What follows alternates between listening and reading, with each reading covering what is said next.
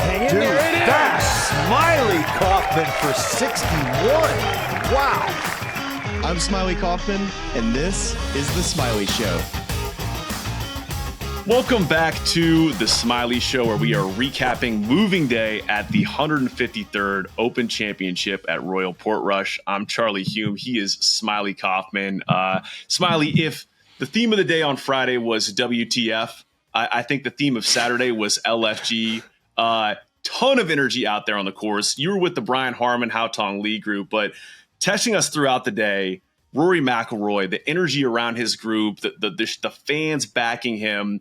I know he's 6 back of the lead here, and we are, of course, going to talk about Scottie Scheffler, but that second to last group with Matt Fitzpatrick, I mean, just the anticipation that we're building for a Sunday where he's in contention in his home country, and of course, it feels like a home game for him. How good is this? It was a great Saturday, but this Saturday is about to get a little bit better as I'm going to bring you all on the journey here and split the G. So here we go, guys. Oh, wow.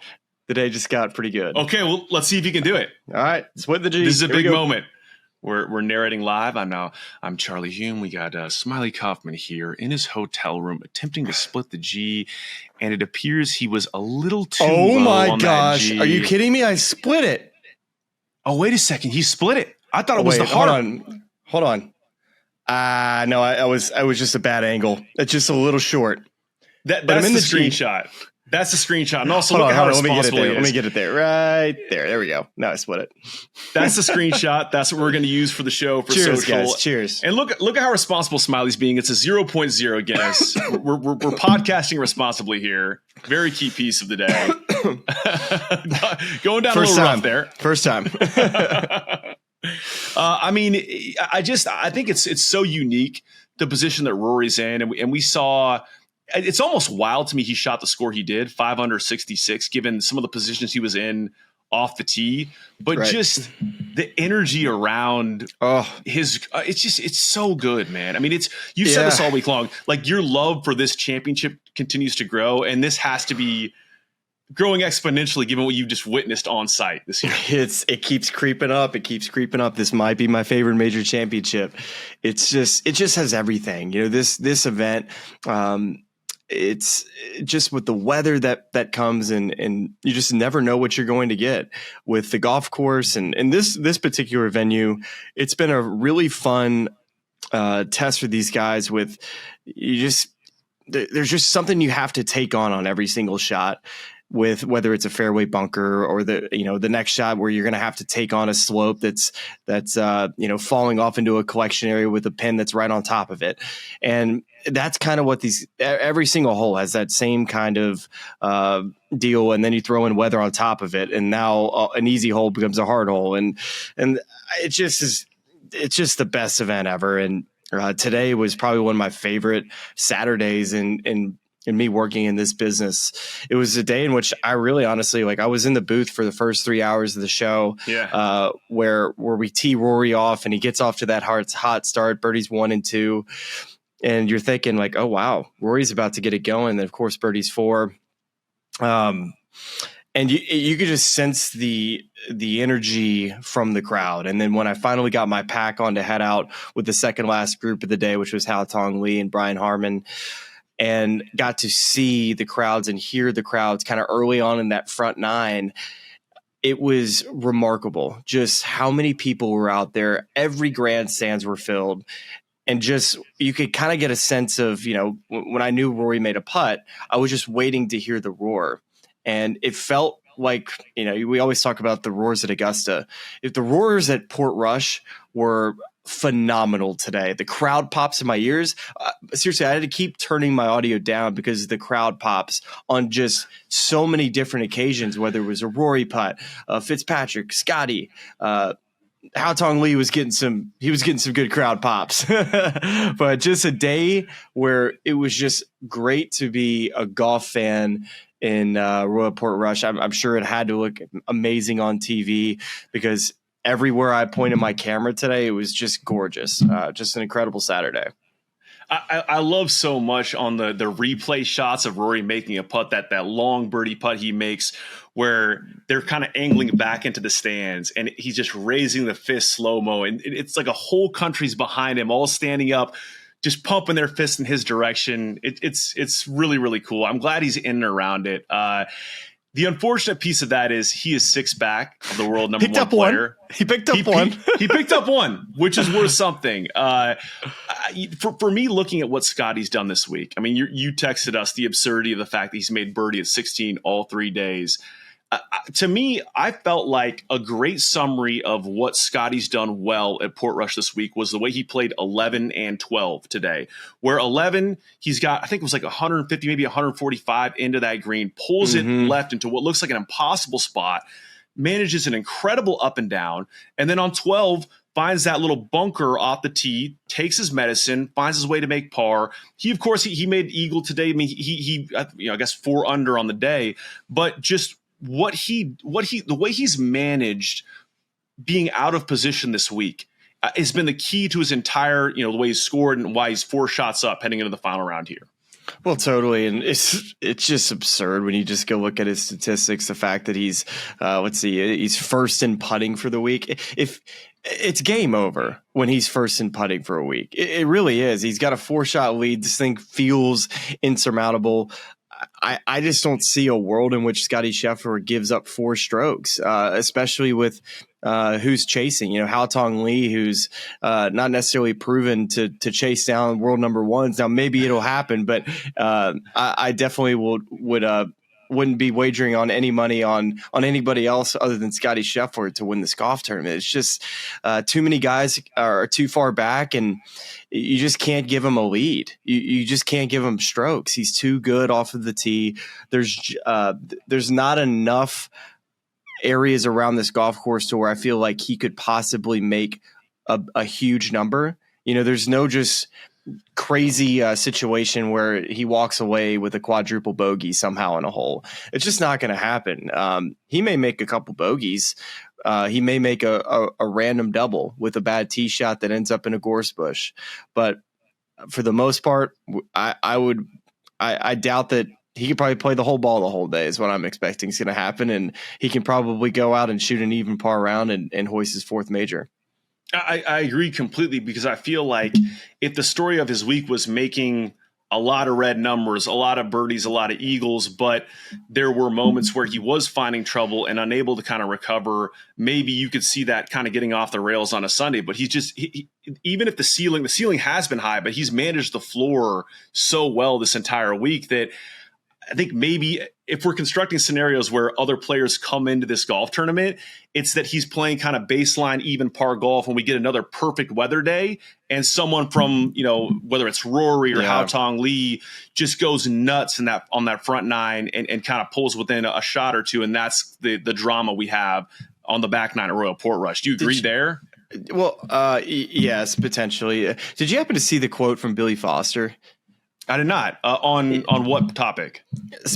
Being with Scottie Scheffler over the first 2 days, somebody asked him about, just caddying in the same group as Scottie, and what was your impressions? I guess that he had said something to Scottie out off the 18th green after Friday, but to sum it up, he just basically said that Scottie Scheffler's in a different class. And we all know this, but Billy Foster's been around a very long time, and his opinion's valid when he just watched a guy play for 36 holes. And of course, we obviously saw what we saw today, but it was just comical to me that every time I would look up the leaderboard in my mind, there's just so much energy in this golf tournament. So the crowd, Rory, all these birdies, and then I kept on looking up at the leaderboard and thinking, it's got to be like close to even, right? Or it's got to be like just a 1-shot lead. And I would look up and it's like, Scottie's up 4. How did we get here? How did we get here? But really it's to no surprise, right? Well, I mean, I think even there have been moments where it could have turned. 11 was a great one where Scottie plays his approach shot first there. And then huge door open for Fitzpatrick, leaves it short and ends up 3-putting. And instead of Scottie losing a shot to Fitz, Scottie gains one there. And it's really hard to spot the world number one 4 shots and expect for there to be a ton of intrigue. It feels a little bit like Quail Hollow again. That's not a Royal Portrush Quail Hollow perspective. I think it's just more so just I really do. Again, if he had found some form of trouble or adversity in these first 3 days, or if there was a part of his game that felt like is a little shaky, and maybe if you hit just some sort of roadblock early in the day on Sunday, he could kind of lose a few shots to the field. But it's just he's done such a good job of not making big numbers, and that's what winning a major championship is all about. The intrigue for me is greatness. I mean, he's chasing greatness. I mean, he's about to potentially win his third major, now potentially the U.S. Open on Shinny next year will be the talk of completing the Grand Slam. And just like how we started the week, Scottie Scheffler just having an incredible interview about just life in general and being a professional golfer and what golf means to him as a competitor and what his family means to him, and just all of these things that you kind of wonder, like, what frame of mind is he in this week? Because it was kind of a rambled bit of Picasso that we didn't deserve, but you also wondered, like, where is he right now? Like, is he going to go out and have a good week? And of course, here we are with a 4-shot lead, and I just love these days as a kid. When I was watching Tiger Woods with the lead on Sunday. It's always fun when he would be chasing, but I enjoyed the rounds more when he had the lead and just watching him babysit a golf round and just let everybody else come and try to chase him. I know some people think that can be boring, but I think boring is great. I think every player would love to get to a point in their career where they can just play boring golf and chase greatness. And that's what he's doing. Well, it's funny when we think back on Tiger, like a lot of Tiger's approaches to these majors were pretty conservative. I mean, we have the highlight moments. Those are the things that we look back on, we see on social media, but a lot of it was build a big lead and then make conservative decisions and be able to execute those better than other players because he was the best across the board in the game of golf. I mean, if we're reflecting back on Scottie's comments at the beginning of the week, I think there is a bit of the approach that he's taken this week is reflected in what he's talking about. It's like he's so process focused that he applies that to his approach at a course like this. And that's why he hasn't let the emotion of the moment get to him and make a big number. So it's all interesting. I do want to talk about a few other players that could be in and around it tomorrow. You were with Brian Harman, Haotong Li today. Mm-hmm. Haotong Li playing in that final group with Scottie Scheffler. The only real factoid that I had on Haotong entering this week is remembering back to the 2019 President's Cup where he played out of order and JT made him replay his shot. That's a very random and just my one reference point. But just he didn't have a good presence, Cal. There's stories that have gone around this week where Ernie wasn't necessarily thrilled with Haotong that week with a lot of different things. Well, what did you like? If people are tuning in tomorrow and they haven't caught up on much of what's happened this entire week, and they're trying to just get a frame of reference on who they're going to see alongside Scottie in the final group, what would you tell them about what you saw in Haotong's game today? Flusher, dude. An absolute flusher. Boy, my looks goodness. Like it. He has hit on these greens, which are completely diabolical in places, slopes that are, working away off the green, humps and bumps you have to deal with.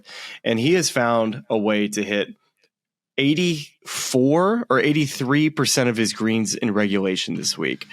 Just stupid. I know from insanity. From like a strokes gained perspective, Scottie still is first in strokes gained approach, but Haotong Li is number 2. And he played so confident today. I worry a little bit because just walking down the 18th, he was like really frustrated with himself about not hitting 3-iron off of that tee.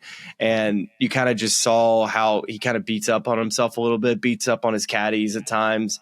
And I think he obviously wants to do well, and he probably doesn't want to like lose it at times, but that's something I'm looking out for tomorrow is if he does start missing some greens, is he going to be able to stay afloat? Is he going to be able to Scottie's an intimidating player to play with because he doesn't make mistakes, and it's going to feel easy for him to try to play too aggressively and try to push. And it's a big day tomorrow when you're playing with Scottie in the final group.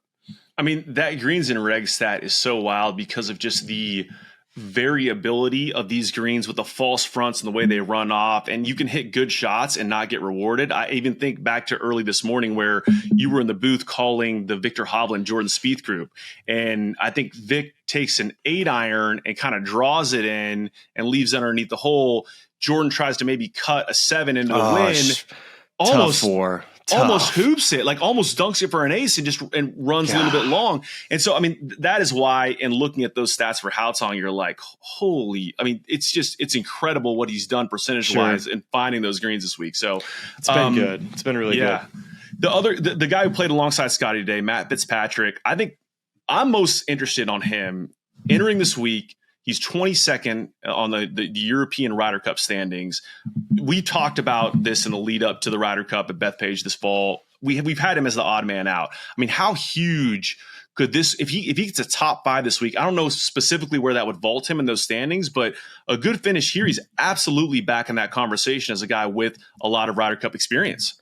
Oh, totally. And I think Luke Donald's been talking to Fitzy about just supporting him and hoping that his game continues to trend the right way. But coming into today, he had 12 straight rounds in the 60s. Like this wasn't a surprise for anybody that's been following golf over the last couple of weeks. Played well at the Travelers, played well at Scottish, and got off to a good start the first couple of days here. And I feel like he had his moments today, from what I could tell and listening to Fitzy. But it seemed like he kind of got a little off track on the back nine, but even when he got knocked down, it seemed like he would kind of rise back up, and just a day in which momentum came and go. I guess I should say. Yeah, I mean, just in my anecdotal viewing of what he was doing, a couple like short missed putts, like not gimmies in that 4 to 6 foot range. If that goes the other way, you're a lot closer. You're probably in that final group alongside Scottie. But I mean, where he is, 5 shots off that lead, 9 under. It's for a major championship. He's definitely in the conversation. So it said he was 64th today in putting. Didn't realize it was that bad. Yeah, it was tough. And then a couple quick hitters on maybe the American Ryder Cup side. Round of the day, Russell Henley, 6 under 65. It was always a Russell Henley week. Always a Russell Henley week. Xander just keeps continuing to trend up. I mean, he's a lock for the team, but 5 under 66 today. I think he's at 7 under entering Sunday here. Did you see his quote after the round, Xander? I didn't. What do you have to say? Hold on. Let me get it to you real quick as I'm Googling. Continue to do your run through here. Well, the last guy I wanted to mention, because I think I heard Kiz talk about this a little bit, is a little chatter around Chris Gotterup. You sent this over. This is a Chris Gotterup's performance on the par 5s this week. This is in reverse chronological order. This is via the at Underdog Golf Twitter account. Eagle, birdie, birdie, eagle, birdie, eagle, birdie, par, birdie. He is currently tied for 4th in his first career Open. Maybe a link specialist. I mean, he's 41st. Could in the be a Bethpage specialist. Currently 41st in those Ryder Cup standings, but this would move him up. A top 5 moves him up significantly. He needs a runner-up tomorrow. He needs to finish second. To make the team, you think? Yeah. Well, to be in a position to where he's a bubble guy. Like he can't go out. Then the FedEx Cup he's got to get the points. How close he's got to get the right, points. Right. Has to get it, just a ridiculous amount of points this week. What do you have quote on Xander. Yeah. So yesterday when I was telling you about Xander Schauffele, how he somehow got better through some of the worst downpours ever and had a really good end to his back nine, said yesterday felt terrible. Even with some of the shots coming in, I felt like I was luck boxing my way through the back nine, somehow making contact and then sitting it somewhere near the hole and getting it in. Today felt like I was in more control. And from my perspective, he looks more confident than luck boxing, but just comes to show that sometimes it just doesn't feel right. And he was battling the driver a little bit yesterday. Today, it appears that he drove it much better today. The stats were obviously awesome, shooting a 66. But Xander, we always are saying, God, Xander's so close. But it's good to see that he kind of creeped up in the top of the leaderboard there for a minute. Good to see his name on that first page. I mean, he's still the cut streak is still alive. It's an incredible streak, sixth best of all time, and I think it's just not that we ever doubted him, but I guess when he's been battling things all season, like his putting performance, there goes the rest of that Guinness, and we got the mustache. All of our YouTube viewers, we got a little Guinness mustache in the mix. Love to see that. But I think for Xander, it's this is exactly what you want to see. I mean, not that we ever doubted it, but it can be hard to return from injury and feel like you're finding form and feels again, and he has clearly done that in the mix again. So a good trend for him. I know you don't have your assignment for tomorrow, but let's just theoretically say that you were in the position that you've been throughout the week, and you have that second to last group, and you're with Rory and Fitz. Just personally, like, where's this going to rank in your broadcasting career? I mean, I don't think there's going to be anything like this following Rory on a Sunday at the Open Championship in Northern Ireland. I mean, it's going to be incredible. Tomorrow's going to be fun. Whoever I'm with, I'm really excited just to be a part of an incredible Sunday at Portrush. It's it's such a great job, and I don't take it for granted. It's such a blessing to be able to do this every day. And what's sad for me is that we really need to cheers to this being the last day of a major round until April. Like, so Sunday sad. Scaries. This is seriously Sunday Scaries, and gosh, I wish we had more major championships, but you need to appreciate days like tomorrow. If Scottie Scheffler goes on and wins this thing, it's just to have an appreciation for what this guy's doing right now. I mean, I think any way you cut it, it's going to be highly entertaining to see what Rory does, kind of buoyed by the emotion of the home fans. And then, if Scottie goes ahead and wins this thing. This is not a Bud Light, by the way. This is a water. These are waters here. The classic on-course canned water in Portrush. But, with Scottie, if he wins his fourth major tomorrow and his third of the four of career Grand Slam events completed, and we're looking at a potential career Grand Slam completed next year at Shinnecock, just, incredible stuff. So it's a great run, man. Can't wait either. It's going to be a fun Sunday. Quick weather update tomorrow. Let's get that. Hand down, man down. Just so you know, birdies are potentially banging tomorrow. It's going to be a great day out there with plenty of opportunities, especially early on. The wind today was in at the first hole. Tomorrow it's going to be down. So those first five holes are going to be, I would say, potentially a little easier. I actually kind of look at my book real quick. Hold on 1 second. Okay. I'm going to filibuster. While Smylie looks at his book, I mean, and he's still got his headset on so he can hear me. I think that's best case scenario. That weather report is as good as we're going to get, more so because if it's a bad weather, and he's lost the headset now. So now I just get to filibuster entirely. But I think if we get a bad weather report for tomorrow, the game is just 5 to 10 mile an hour. 5 to 10. That's it's about as good as it gets for scoring. I mean, this is what we want, right, Smylie? Just give some chasers a chance to post a really low number early and make it intriguing heading into the final 9 holes of Portrush, right? Definitely so. And it's actually, since there's a little bit of east in the forecast tomorrow, but mainly out of the north, it'll make the first 3 or 4 holes play in or off of the left, which makes those holes play more challenging depending on how big the gusts are. So definitely out of bounds comes into play on all of those first 4 holes. That first tee shot with the definitely. It just depends. It only says 5. It only says 5 to 10 right now. So unless it just kicks up a little bit more, it doesn't appear to be too difficult. But the rest of the golf course, from what I've talked to in the players, when it's a north, when it has any type of north in it, it makes everything after the first stretch of 5 holes play a little bit easier based on the wind direction. So I expect really, really good scoring tomorrow. I know they're going to continue to hide these pins. They've done a great job of hiding these flag sticks and putting them up on these ridges. But still, I still feel like there's going to be a 7 under round par tomorrow, or 7 under round par. I said that right, didn't I? 7 under par round. There it is. We got that. We got there eventually. We got there eventually. Sorry, I guess the Guinness is Guinnessing already. the Guinness is Guinnessing. I got a few in the fridge downstairs myself. Might have to go crack one in celebration once we. Have you ever poured a Guinness? I poured several of them this week. Like the proper way, you know how they do it out of a. Oh, like have you ever poured one out of a? This might shock you. Like I don't have a Guinness draft machine in my house. No, so but some people. I can't say that I have. No. Some people have done that when they've come over here to pour their Guinness. Like it's something to go learn how to do. I think it's like an activity for people to do. Okay. Well, there's a reason to come back. There's a proper way. There's a proper way. We're hoping for a proper Sunday at Royal Portrush. It sounds like we have all the makings of one. Scottie Scheffler carrying that 4-shot lead. Would love for a Rory onslaught, a little pressure here. Rory and Scottie coming down the stretch about as good as it could get. We appreciate y'all watching and listening all week long. And after tomorrow's round, a full in-depth recap of everything Smylie saw and listened to this week. And we're going to him for some final thoughts right now. Okay. Winning score.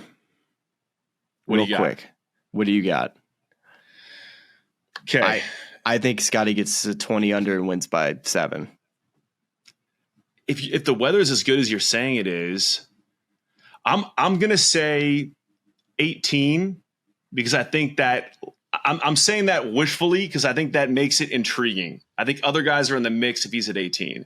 I don't disagree with your 20, but I'm just hoping that I think it's going to be an like onslaught. An 18 and a 17, a couple of 16s, and it's just a fun. I'm cheering run. for like an overtime game. I'd love overtime and free golf, but I just see Scottie walking down the 18th fairway with just a lead that we'll talk about for a long time. It's like, how did we get here? I tend to agree. Happen. I tend to agree. Think it happened. Well, there you have it. Come right back here tomorrow for the full recap of this Open Championship. We'll talk to you then. Enjoy Sunday at Royal Portrush. See you. You know, I listen to this podcast. It's really cool. And all of our local fans and subscribers, but make sure you like and subscribe. It's cool to see what you guys are doing. I know golf fans appreciate it, but we do too, so please keep it up. For all the good people of YouTube, like and subscribe.